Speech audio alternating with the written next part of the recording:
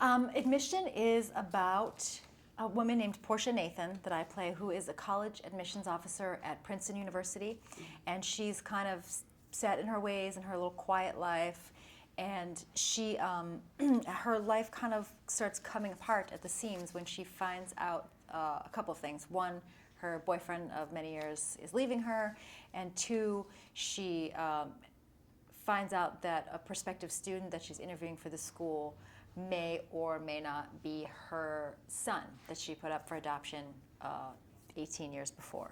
And so she, the story of the movie is kind of her coming to terms with the fact that she had a son at one point, and what lengths is she willing to go to help this kid get into Princeton. You're very selective when it comes to choosing roles. What specifically appealed to you about Portia? I thought the character of Portia was interesting because I hadn't seen a movie about this world of college admissions before, and it is a world that's just full of so much anxiety and therefore humor for people on all sides of it.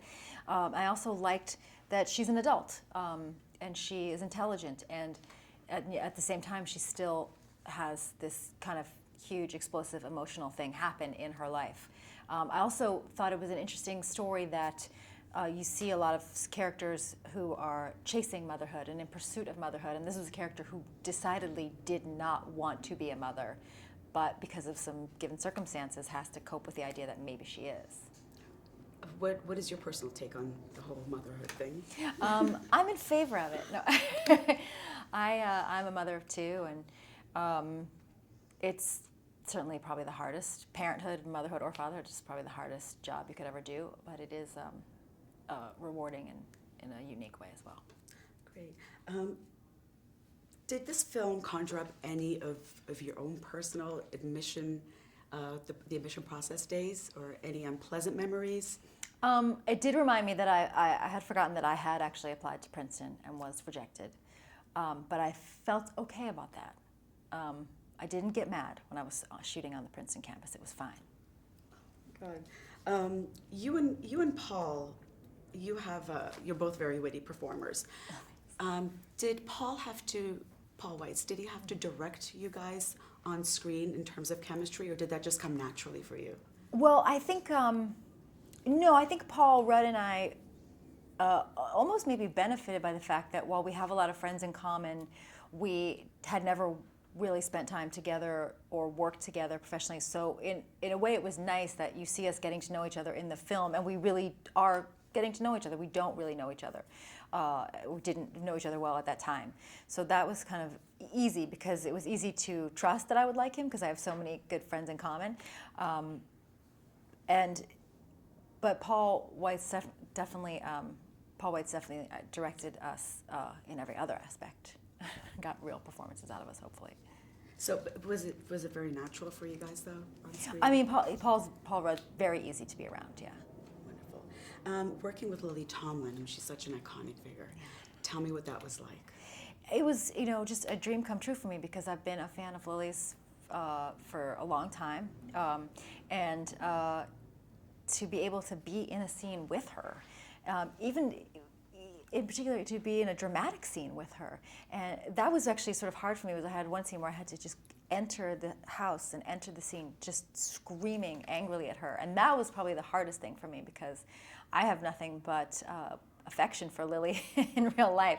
But she just gives you so much. She's just so present and listening in a way that some actors are kind of just do the thing that they planned for the camera, and she's just really in the moment with the other actors in a way that's really splendid. What was your favorite part with her in the film? My favorite moment of hers, that's kind of her, it's the end of a scene with the two of us, but it's a moment that really made me laugh that she came up with was I have this moment where I come into her early in the morning and she's asleep on a couch, and she's just had a sort of one-night stand with this older male professor, and I'm trying to tell her something really, really important, and she's not in the mood to hear it, and says like, "Oh, honey, just come back, go take a nap, we'll talk about it later." And then she just kind of reaches under herself and pulls a wrench out from the cushions on the couch that she's been sleeping on, which I thought was a really, really funny touch, given her character in the movie. What would you want audiences to take away from this film?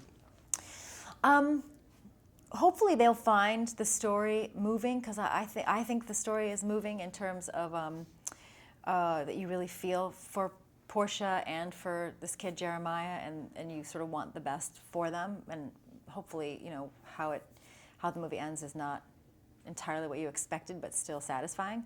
And in terms of, I hope they would take away from it in the larger sense that